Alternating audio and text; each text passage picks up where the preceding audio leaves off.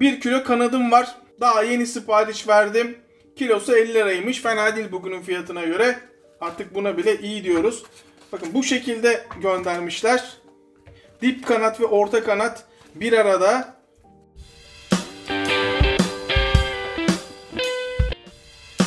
Tırnağı hiç işime yaramaz. Şöyle ayır. Zaten bakın kemiği çıkıyor. Bakın kemiği görüyor musunuz? Kemiği şöyle çıkıyor. Zaten kıracaksınız. Kırdıktan sonra da kesme yeri belli zaten. Sonuncuyu da beraber yapalım. Tırnak bölümünden hemen kes. Tırnak çöp, işe yaramaz. Şu orta deri bölümünden bir çizik at. Elinle şöyle kır. Kemiğin ortasından kes. Orta kanat buraya. Dip kanatlar da buraya. Çatal olabilir ya da herhangi bir sivri bir şeyle şöyle birkaç yerinden kanatları delmenizi istiyorum. Eğer imkanınız varsa. İsterseniz delmeyebilirsiniz ama delerseniz çok daha iyi. Bütün sos içine işler. Her zaman söylüyorum, ufak detaylarda saklı lezzet. Karabiber. Şöyle bir çay kaşığın 1/3 kadar. Bolca karabiber deyin, bolca. Ve tuz, bir çay kaşığının 1/3 kadar. Zeytinyağı, 3-4 yemek kaşığı kadar. Bol bol. İsterseniz bunu tavada kızartarak yapabilirsiniz. İsterseniz fritözde bile yapabilirsiniz. Mangalda yapabilirsiniz. Ya da benim yapacağım gibi fırında yapabilirsiniz. Ve fırında muhteşem olur. İyice bütün yağ birbirine karıştığından emin olun. Bütün baharatlar birbirine girsin.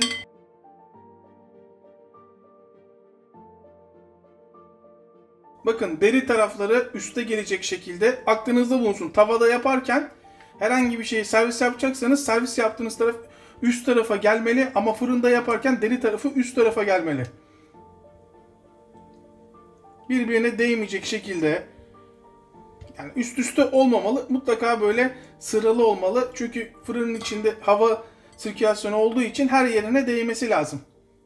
Bu hemen fırına. Önceden ısıtılmış fırında 200 derece 40-45 dakika.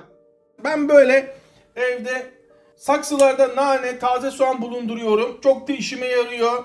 Böyle ufak tarifler için dışarıdan almam gerekmiyor. Şu kadar yeterli olacaktır. Hemen taze soğan. Sizin de evde biraz yetiştirmenizi tavsiye ederim. Çok işinize yarar. Bakın bu kadar da taze soğan yeterli. Burada maydanoz da var ama şu an ihtiyacımız yok. Bunları hemen yıkayalım. Çok fazla nane kullanmamalısınız. Bakın 3, 4, 5, 7 yaprak nane. 2-3 dal taze soğan gibi düşünebilirsiniz.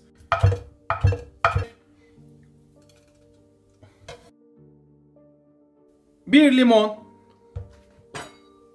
Limonun sulu olup olmayışına göre bayağı sulu çıktı. O yüzden yarım limon yeterli olacaktır.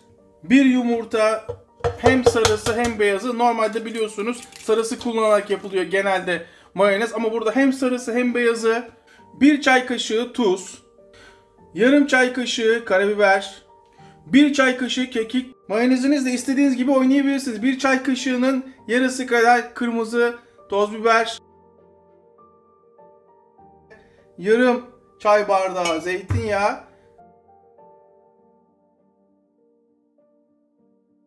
Yarım çay bardağı ayçiçek yağı. Bazen Koray benim yaptığım mayonez cıvık oldu diyorsunuz. Ne kadar çok yağ katarsanız o kadar sertleşir. Aklınızda bulunsun. Hiç panik yapmayın. Şimdi bir bakacağız kıvamına. Olmazsa yeniden yağ ekleyeceğiz. Şöyle bir bakalım. Biraz kıvamı sulu oldu. Görüyor musunuz?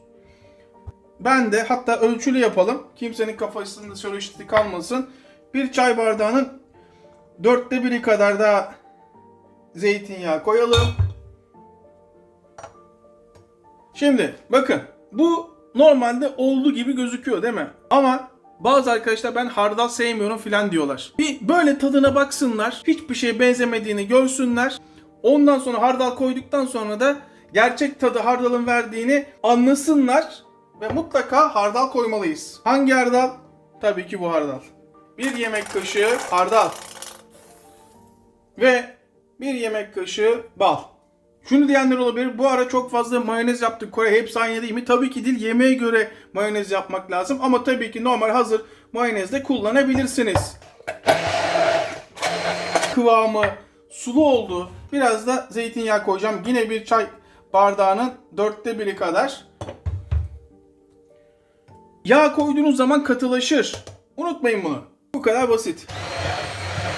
Yani 1,5 çay bardağı zeytinyağıyla ayçiçek yağı kullandık. Daha kıvamı sert istiyorsanız yağ koyacaksınız. Bu kadar basit. Akışkanlığını görüyor musunuz? Bak. Benim için önemli olan kopmadan böyle akması. Bir de tadına bakalım. Efsane. Efsane. Kafelerde filan tostun yanına yapılan salata var ya yaptıkları. Fresh, ağzı rahatlatan. O salatadan yapalım. 14-15 yaprak nane. Yine şöyle yıkanmış göbek salatam var. Yalnız fazla değil. Naneyi bastırmayacak kadar. Genelde tostun yanında geldiği zaman tatsız tuzsuz bir şey olur biliyorsunuz.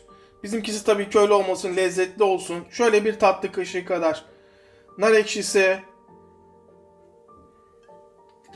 1, 2, 3, 4 sıkı limon. Karabiber. Tuz.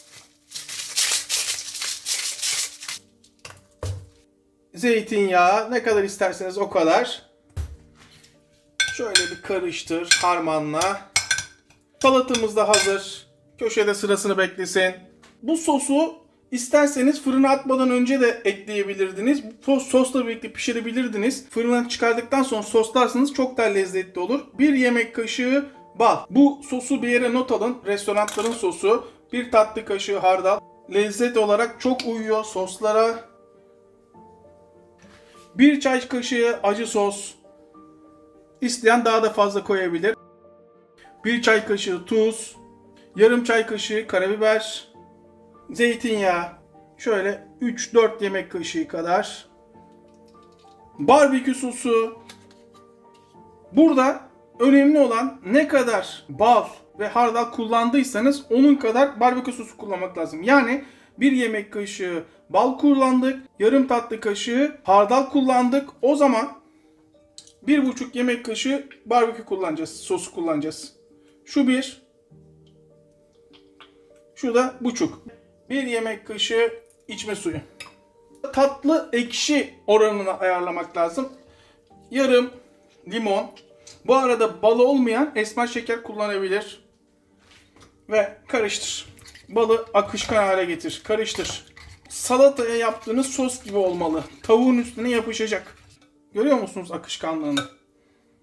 İşte tam böyle olmalı. Ha diyorsanız ki biraz daha yapışkan olmasını istiyorum. Benimkisi iyi ama hani göstermek için yapıyorum. Şöyle biraz daha barbekü sos dökebilirsiniz. İp gibi kopmamalı. Ama çok da cıvık olmamalı. Şu cazır cuzuru duyuyor muyuz? Cazır cuzuru. Gördüğünüz gibi müthiş pişmiş. Deldiğimiz için bütün lezzet içine geçmiş. Yağını görüyor musunuz? Bu yağı unutmayın. Müthiş bir lezzet verecek sosumuza. Yine keyfim yerine geldi ya. Yine keyfim yerine geldi. Müthiş kokuyor burası. Hemen at sosun içine. Şimdi bile yememek için kendimi zor tutuyorum. At sosun içine. At içine. Şunu yapmazsam kendimi affetmem. 3 parmak tekniği. Her yerde işe yarar. Her yerde. Açın ağzınızı. Her zaman gibi ilk lokma sizin. Vay be. Vay be. Şu tavuğun yağını kesinlikle unutmuyoruz. Tabii ki sosla da pişirebilirsiniz. Genelde herkes öyle yapar. Ama lezzet her zaman ufak detaylarda saklı. Şimdi bir 2 dakika sosun içinde bırakacağım. Bu sırada tabağı hazırlayalım. Hardalımız. Büyük bir ihtimal siz bu tarifi izlerken ben Kıbrıs'ta olacağım. Şöyle bir stres atayım. Ama cuma günü döneceğim. Çünkü cuma günü, cumartesi günü Ramazan. Laf aramızda bu yaşama kadar daha hiçbir gün oruç kaçırdığımı bilmem. Bazılarına şaşırabilir. Yok içki içiyorsun diyenler var, şu var, bu var. Her zaman söylüyorum. Kimin inandığı, kimin zengin olduğu, fakir olduğu, paranın kimde olduğu, imanın kimde olduğu belli olmaz. Siz kimseye sen Müslümansın mısın diye sormamalısınız. Aç mısın diye soracaksın. Bir şeye ihtiyacın var mı diye soracaksın. En azından ben böyle yapıyorum. Yani ama artık alıştık bizim ülkemizdeki sahte Müslümanlara.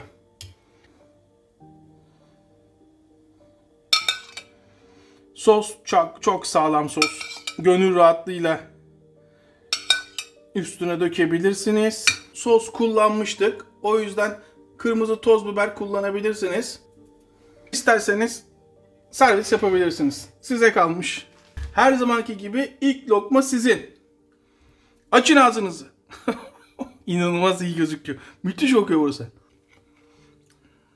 Vallahi bu da ne yazık ki elle yenir. Açın ağzınızı. Alın bir ısırık. Keşke şunun bir tadına bakabilseniz. Eğer tatlı, ekşi lezzetlerden hoşlanıyorsunuz, ben esasında pek hoşlanmam. Çok nadir, çok iyi yapılması gerekiyor. Ama bunun mutlaka bir tadına bakmalısınız. Şu tatlının tadına da bir bakın bakalım. Yani bütün tatlar birbirine bu kadar mı tamamlar? Bir de mayonezli bakın. İşte böyle istediğiniz şekilde mayonez yapabilirsiniz. Bu da iyi oldu. Bu tarif kimsenin kafasına soru işareti kalmamıştır. Sadece 10 saniye. Cumartesi günü Ramazan başlıyor. Cuma günü evdeyim ama şu anda büyük ihtimal Kıbrıs'tayım. Meyit Royal'deyim. Keyfime bakıyorum. Gıralım. Ha bu arada tabii ki her zaman gibi izleyip abone olmayan vicdansızlar, sizi unutmadık. Ama eninde sonunda olacaksınız. Boşuna diretiyorsunuz. Hepimize yine sağlık. Tekrardan herkese selamlar. Herkese afiyet olsun.